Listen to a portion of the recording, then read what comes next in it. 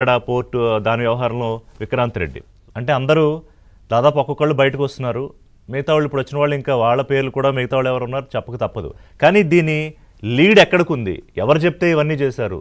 జగన్మోహన్ రెడ్డి చెప్తే చేశారా, లేకపోతే ఇంకోళ్ళు చెప్తే చేశారా? అక్కడ దాకా ఈ విషయం వెళ్తుందా వెళ్దా? Point number 1.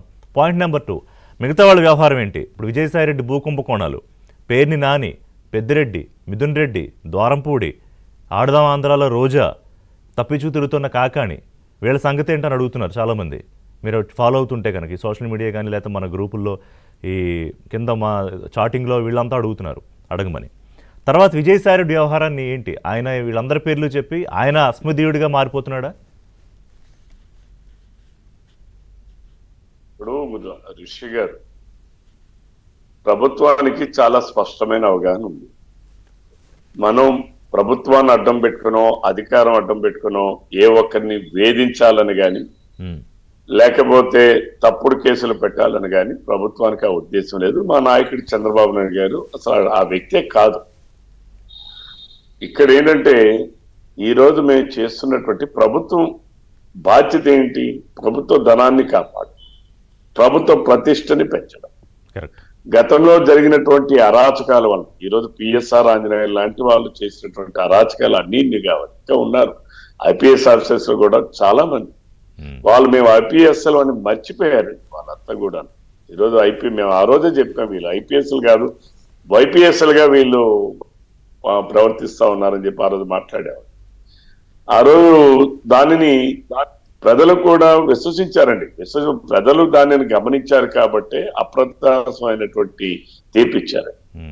ఈరోజు అధికారులు చాలా మంది ఐఏఎస్ అధికారులు, ఐపీఎస్ అధికారులు ఈరోజు వాటాలు పంచుకుంటున్నారు అని మీడియాలో దాంట్లో చూస్తున్నాం. విచికృతం అయిపోయింది. ఈరోజు వ్యవస్థలో, రాజకీయ వ్యవస్థలో అండి ఒక 10% మాక్సిమం ఈ వ్యవస్థను పొల్యూట్ చేస్తున్నారు.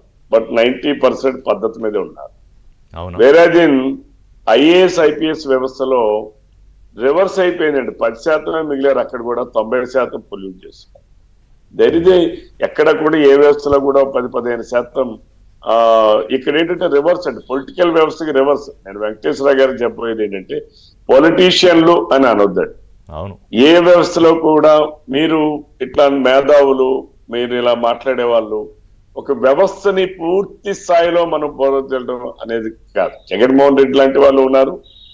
ఈ రోజు కూడా నేను ఖచ్చితంగా చెప్పగలనండి, తెలుగుదేశం పార్టీ ఎన్టీ రామారావు గారు వేసినటువంటి ఈ పార్టీలోనే పుట్టినటువంటి వాళ్ళు, ఈ పార్టీలోనే పెరుగుతున్నటువంటి వాళ్ళు ఎప్పటికీ ఎంతో డిసిప్లైన్గా ఉన్నారు. కానీ వ్యవస్థ ఈరోజు బలవంతంగా కొంతమంది నాయకులతో తప్పు చేయించే పరిస్థితులు కూడా కల్పిస్తున్నాయి.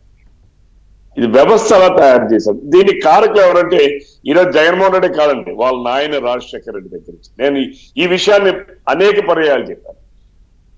ఈ వ్యవస్థని అంటే క్రైమ్ని, అంటే అది అవినీతి కావచ్చు లేకపోతే నేరాలు కావచ్చు, ఇవన్నీ కూడా ఆర్గనైజ్డ్ క్రైమ్స్ కింద ఇన్స్టిట్యూషనలైజేషన్ చేసింది వాళ్ళ నాయన దగ్గర నుంచి ప్రారంభమైంది.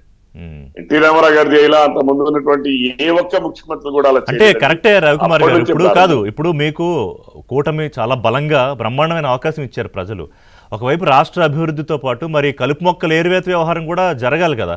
ప్రజలకి ఒక క్లీన్ ఆంధ్రప్రదేశ్ లో ఉన్నామనే ఫీలింగ్ ఇవ్వాలి కదా.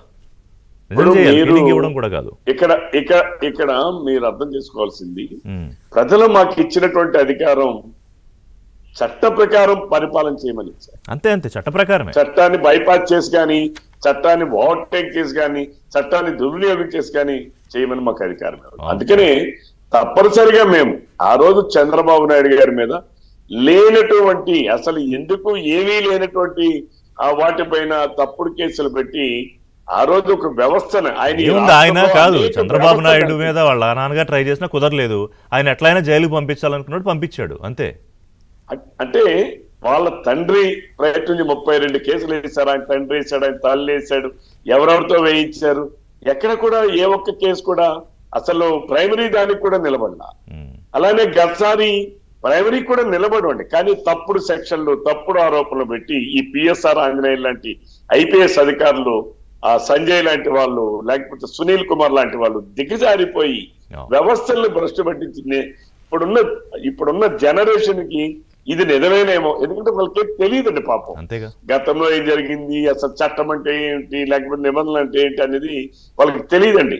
ప్రభుత్వంలో చేసేటటువంటి పనులు ఇవేనేమో అని అనుకునేటటువంటి పరిస్థితి ఇప్పుడు ఎలా అయిపోయిందంటే అండి, ఎవడో ఫేస్బుక్ లోనో ఇంకో చోట ఒక ఫేక్ పోస్ట్ పెట్టేస్తే విత్ ఇన్ సెకండ్స్ లో అది వైరల్ అయిపోతే నిజం వచ్చేలోపు దాన్ని నిజం అనుకునే పరిస్థితి ఇవాళ. ఎస్, అందుకనే మీలాంటి ఏబిఎన్ కావచ్చు, లేకపోతే మీడియా మెయిన్ లైవ్ మీడియాలో నిజమైన ప్రతి అంశం మీద కూలంకషమైనటువంటి డిబేట్ జరగాలి. ప్రజలు మీరు ప్రజల్ని, ఎందుకంటే మనం ఏదో అరగంటలో మాట్లాడేద్దాం 20 నిమిషాల్లో మాట్లాడదాం అని కాదండి, ప్రతి పాయింట్ కూడా చర్చించబడాలి. ఎందుకంటే ప్రజలకి ఇప్పుడున్న జనరేషన్ కి అది అర్థం కావాలి. ఒకటి ఖచ్చితంగా దాన్ని చేద్దాం రఘుకుమార్ గారు. ఇంకా నిజంగా ఇప్పుడు నాలాంటి జర్నలిస్టులు కానీ లేకపోతే సత్యమూర్తి గారు కానీ మేము అందరూ ఇంకా మనం మాట్లాడుతున్నాం, ఈ శాటిలైట్ ఛానల్స్ ఇంకా ప్రజలకు నిజాలు చెప్తున్నాయంటే ఈ నిబద్ధత వల్లే. లేకపోతే ఈ సోషల్ మీడియాలో వీళ్ళు చేసే ఈ పిచ్చుగోల వ్యవహారంలో నిజాలు నిజంగా కనుమరుగైపోయేవి. వాటిని మనం ప్రొటెక్ట్ చేయాల్సిన బాధ్యత మనం తీసుకోవాలి. క్లోజ్ చేసే ముందు టైం అయిపోయింది. విజయసాయి రెడ్డి వ్యవహారం క్లుప్తంగా చెప్తే ముగిద్దాం. విజయసాయి రెడ్డి గారు ఆయన కూడా ఈరోజు ముద్దాయిగా ఉన్నాడు అందులో. ఇంకా మేము ముందే చెప్పానంటే చట్ట ప్రకారం వెళ్తాం. అది భూ దోపిడీ కావచ్చు, లేకపోతే ఈ రోజు మద్యం మీద కావచ్చు, శాండ్ మీద కావచ్చు, మైన్ మీద కావచ్చు, భూముల వ్యవహారం కావచ్చు, లేకపోతే వ్యక్తిగత ఏదైనా. ఇప్పుడు మీరు జత్వానిది సేమ్ అండి, సేమ్ కేసు, సేమ్ ఇటువంటిదే. ఒకరు వచ్చి నా దగ్గర వాపారు, నిజమండి. అక్కడ ఎవరో అబ్బాయి అని చెప్పి ఒక సర్కిల్ ఇన్స్పెక్టర్ తిరుపతిలో నా క్లాస్మేట్ నా మిత్రుడు భార్య పైన, నా మిత్రుడి పైన ఎవరు వీళ్ళ పేరు మీద ఉన్న కారు వేరేవాడు రిజిస్ట్రార్ మన ఆర్టీఓ ఆఫీస్కి వెళ్ళి వీళ్ళకి సంబంధం లేకుండా రిజిస్ట్రేషన్ చేసుకుంటే వీళ్ళు పోయి మా కారును ఆయన రిజిస్ట్రేషన్ చేసుకున్నాడు, ఇది చట్ట ప్రకారం ఇది విరుద్ధం అని చెప్పి ఆయన కంప్లైంట్లు ఇస్తే పోలీసులు ఏం చేశారు తెలుసండి, మీరు పెట్టింది నిజమే కానీ అతను మా జగన్మోహన్ రెడ్డి గారికి కావాల్సిన వాడు కాబట్టి మీ పైన మేము కేసు పెడుతున్నామని చెప్పి అన్యాయంగా ఉంది. ఎక్కడ కాదు, ఎప్పుడు వినలేదు రవికుమార్ గారు, అంటే చాలా దారుణంగా ఉంది అది. నిజమండి, సేమ్ జత్వాని అండి. ఈ రోజు వాళ్ళ బిడ్డ చదువుకుంటున్నటువంటి బిడ్డ అండి, పాపం intermediate medicine first year second year చదువుతున్న బిడ్డ, ఆడబిడ్డ మీద కూడా కలిపి కుటుంబం మొత్తం మీద కేసు పెట్టి నువ్వు కేసు విత్డ్రా ఒకటి రవికుమార్ గారు, ఒకటే అందరూ కోరుకునేది, మిమ్మల్ని ఎవరు చట్టాన్ని బైపాస్ చేయమనట్లేదు, అనకూడదు. ఎందుకంటే మనం law of the land follow అవ్వాల్సిందే ఎవరైనా కూడా. చంద్రబాబు నాయుడు ఆవేశంలో ఒక మాట అన్నా కూడా ఆయన అది పరిధి దాటాడు. నిన్నప్పుడు ఆయన చనిపోయినప్పుడు అన్నాడు ఎవరిని వదిలిపెట్టనని. కానీ అది చట్ట ప్రకారమే జరగాలి. కానీ ఎంత వేగంగా జరగాలి, యాక్చువల్గా దీని వెనకాల ఉన్న వాళ్ళు ఎవరు బయటకు వచ్చినప్పుడే అందరికీ న్యాయం జరుగుతుంది. చూద్దాం, అంటే కొంత ఓపిక కూడా ఉండాలి. Thank you very much Satyamurthy గారు. ఇక్కడ ఒకే ఒక పాయింట్ క్లోజ్ చేద్దాం.